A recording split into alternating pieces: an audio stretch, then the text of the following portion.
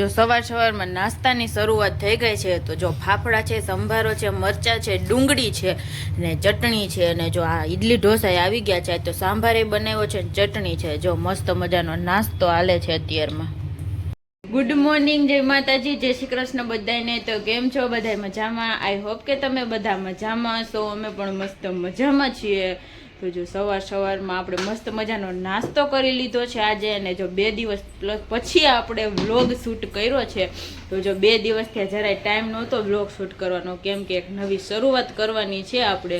તો જો ભાવિક 2 દિવસથી બહાર ગયા હતા, તો આજે આવ્યા છે ને તો આપણે વ્લોગ શૂટ કર્યો છે. 7 વાગે આપણે બસમાં આવ્યા, એટલે 2 દિવસ આપણે બહાર ગયા તો બધી વસ્તુ લેવા ખરીદી કરવા ગયા હતા. કાલે તમને ખબર પડી જાય કે કેની આપણે શરૂઆત, કેની દુકાન આપણે ખોલીએ છીએ. તો જો એક નવી દુકાન ખોલવી છે આપણે, તો જો એની શરૂઆત કરી છે. તો જો ભાવિકના માલ ને બધું લેવા જવાનું હતું ને, તો જો એ 2 દિવસથી બહાર ગયા હતા.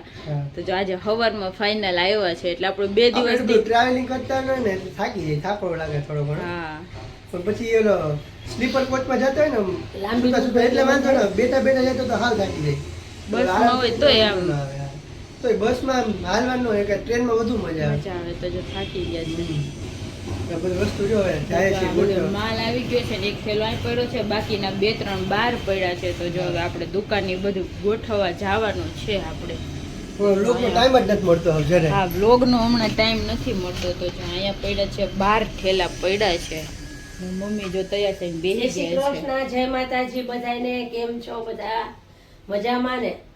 અમે પણ મજામાં છીએ. હાલો જો આ નવી કામની શરૂઆત કરીએ છીએ, તો બધાય સારા આશીર્વાદ દેજો.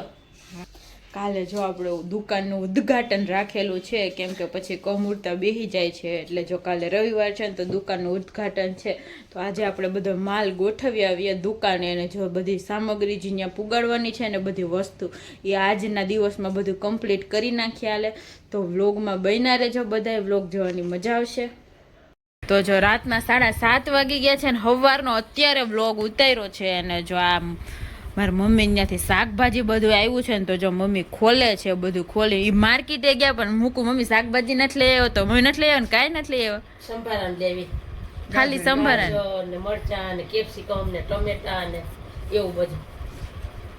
કેપ્સિકમ લઈ આવ્યો. હા, કેપ્સિકમ. તો જો આમાં વાલોર ને ચોરા મિક્સ છે બધું. પછી લીલું લસણ, પાલક આવી છે, ધાણા ભાજી, મેથી છે, ફુદીનો આવ્યો છે, અને જો અહીંયા રીંગણા ને એવું બધું આવી ગયું છે, કાચું પપૈયું ને સિંગું ને.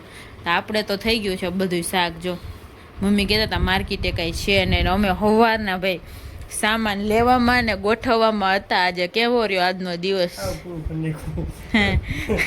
આજે કઈ વ્લોગ લેવાનો ટાઈમ મળ્યો નથી ખોટો. બધી ખરીદી કરવા ગયા ને તો મને એમ કે ઘર આવી તો થોડું શાંતિ આરામ થાય. તો આવી સીધું નાઈને સીધો બહાર કામે વર્ગી ગયા હતા. પાછો હવાથી આવીને પડી ગયા છે, હવે નવરા થયા. 2 દિવસ થયા તો આમનો 3-4 દિવસ છે.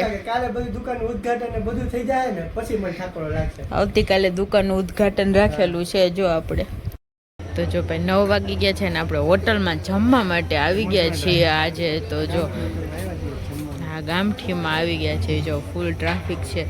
હવે આપણે ઓર્ડર કર્યા છે, આવે ત્યારે. 2 વર્ષ પહેલા આવ્યા હતા, યાદ એને બીજી આજે વખતે આંટીને ભેગા નથી, અમે 4 જણા જ આવ્યા છીએ. જો આપણે ઓર્ડર આવે તો આપણે જમી લઈએ. જો ફૂલ બધાય બેઠા છે.